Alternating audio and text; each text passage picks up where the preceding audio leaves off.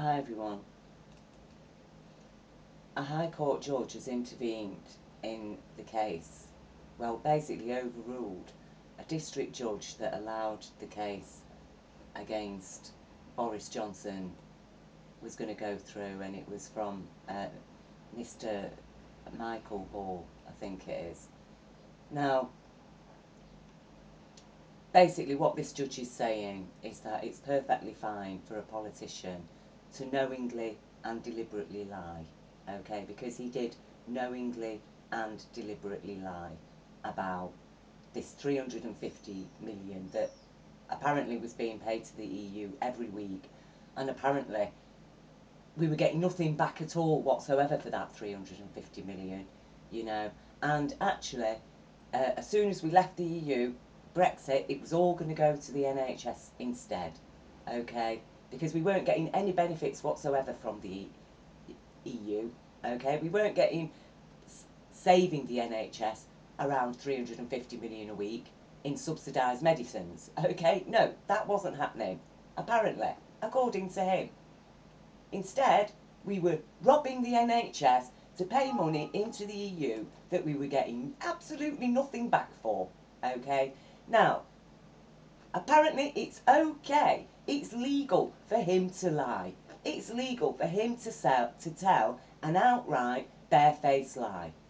And shame on all of Parliament, every single MP sitting in Parliament who did not stand up in uproar, because they must have known, surely they must have known the way the EU works, otherwise what are they doing sitting in Parliament representing the British public, who have not the time, who are overstressed, overworked, underpaid, struggling under economical and social oppression. That's why we have a media, that's why we have a parliament, for these people who were elected to represent us, who are supposed to know, who are supposed to be operating lawfully, as indeed we are. The vast majority of British citizens operating lawfully. Although David Cameron, what was it, in 2015 or was it 2013, who knows,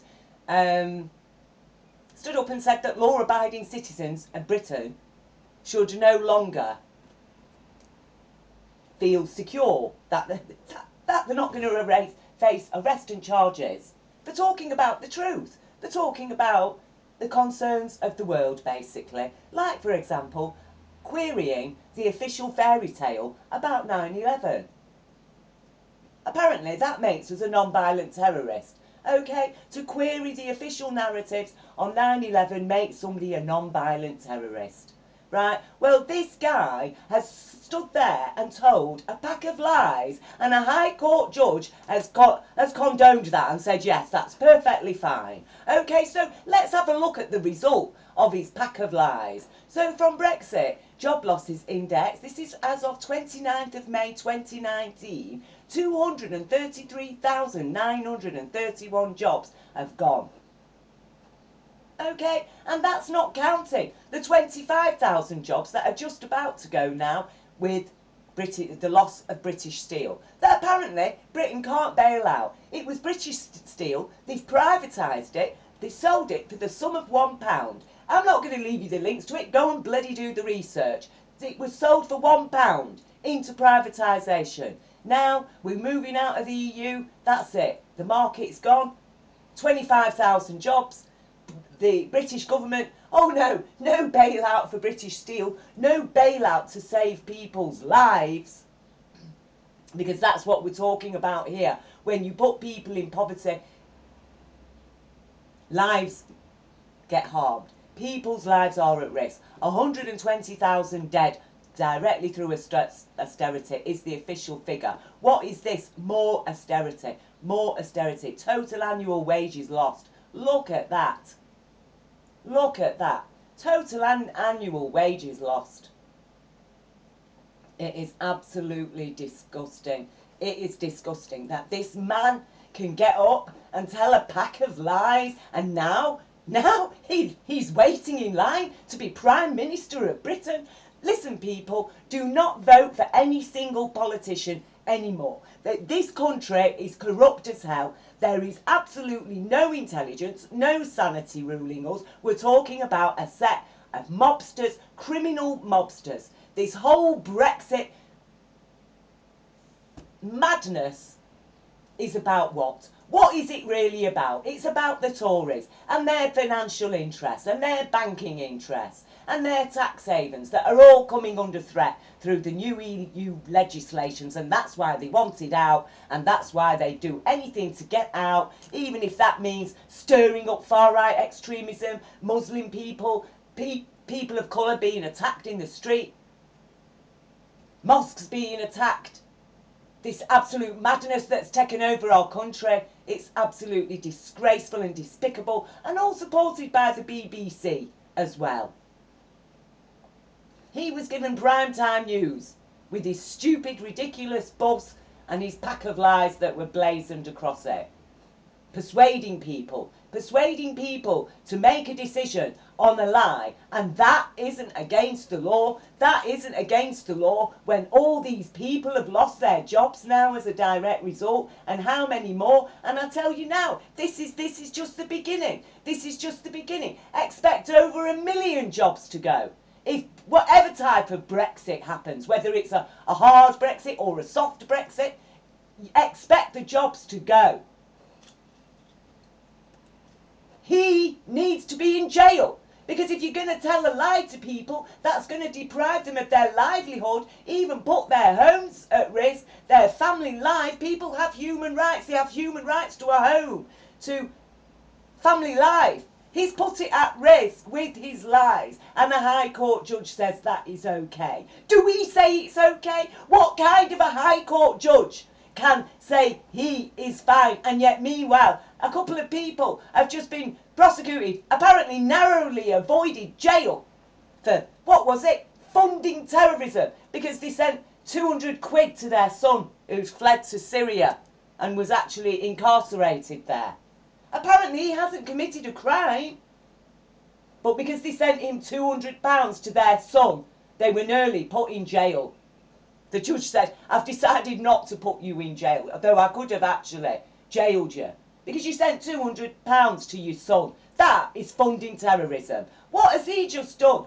Is that not terrorism, to put people's jobs and lives and welfare at risk? Is it not terrorism to destroy their healthcare system? To leave people facing no treatment?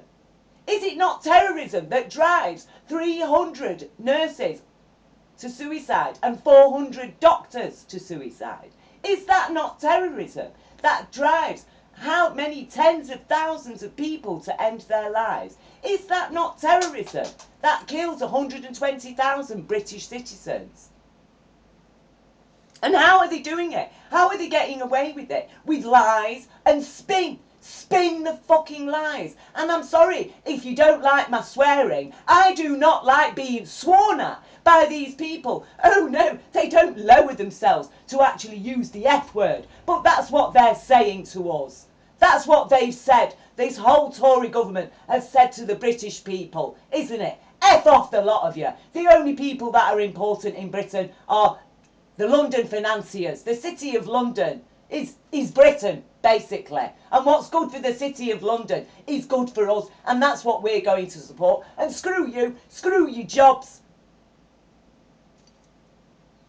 We'll pay Cambridge Analytica to stir up the xenophobia among the lot of you and convince you all that the reason why your country's gone to pot is because of immigrants and, Muslims.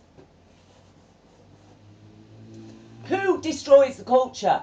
He's destroyed British culture. Him and this Tory government. In the decade, just over a decade, they have been in power. They have wreaked havoc on our country. All of them, need to be up on criminal charges. For terrorism. Okay, now I'm going to show you exactly what terrorism is, according to the EU. Okay?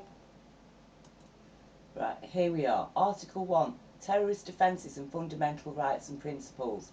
Each member state shall take the necessary measures to ensure that the international acts referred to below in points A to 1 as defined as offences under national law, which, given their nature or context, may seriously damage a country or an international organisation where committed with the aim of seriously intimidating a population or unduly compelling a government or international organisation to perform or abstain from performing any act, or seriously destabilising or destroying the fundamental political, constitutional, economic or social structures of a country or an international organisation shall be deemed to be terrorist offences.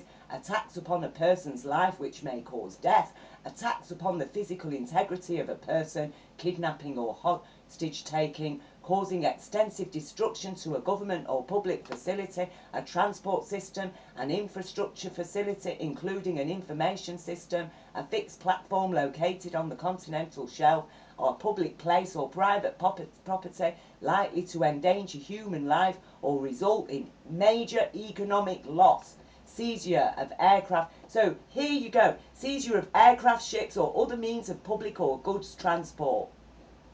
Manufacture, possession, acquisition, transport, supply or use of weapons, explosives. This country has sold weapons to Saudi Arabia. This government right now is stealing our NHS and all of our public services and properties, handing them over to private corporations, selling them for £1. Okay, £1. British London's fire stations got sold for £2. £2.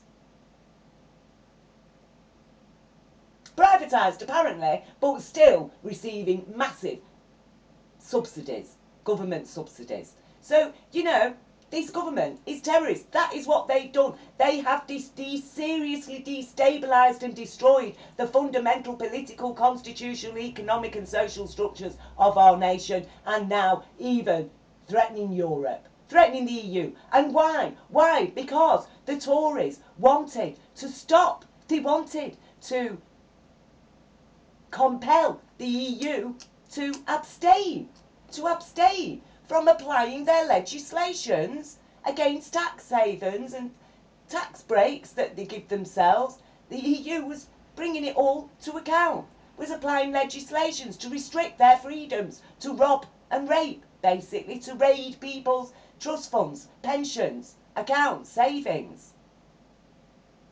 So Britain, the Tories, wanted to stop them from doing that. So they threatened Brexit. David Cameron threatened Brexit, and then next minute, oh, Brexit's happened, okay, with the help of people like this lying piece of filth, because that's what he is. That is what he is. The British thinking at the moment, I'm sorry, you're upside down. You're putting shit on top. It is okay for them to do whatever they like. But you know, people on the ground, a guy who's been put on sanctions through his government's evil, draconian, terrorist attack against the poorest and most vulnerable people of our nation, okay, that they're left with literally nothing on the streets, and somebody steals a Toblerone from Poundland. Oh, it's jail, 6 weeks jail for that person. He's allowed to tell packs of lies that have lost people their jobs, their livelihoods. Now, if you're not upset about that as a British citizen, I don't know. Where are you? Where are you? Where are you? Where are all these people? Oh, you know, Brexit. I'm for sovereignty. Sovereignty for what? How can people enjoy sovereignty if they've got no jobs, if they've got no income? Where are these jobs going to come from? Seriously, people, we need a revolution in this country. And I'm not talking about a riotous, mad revolution that these lot would love. I'm talking about a legal, lawful, righteous people standing up and saying no. We are not prepared to tolerate this level of lawlessness that is terrorist action against people, that has murdered 120,000 British citizens, and finally we get the biggest liar of them all standing up there persuading people to vote away their own jobs and lives on a pack of lies. On a pack of lies, and finally a High Court judge comes along and says, yes, that's perfectly okay. You go ahead and go and stand for Prime Minister of Britain, Boris Johnson. Seriously, people, it is time to wake up. And I have one message to Jeremy Corbyn. Get a backbone, man. Get a backbone.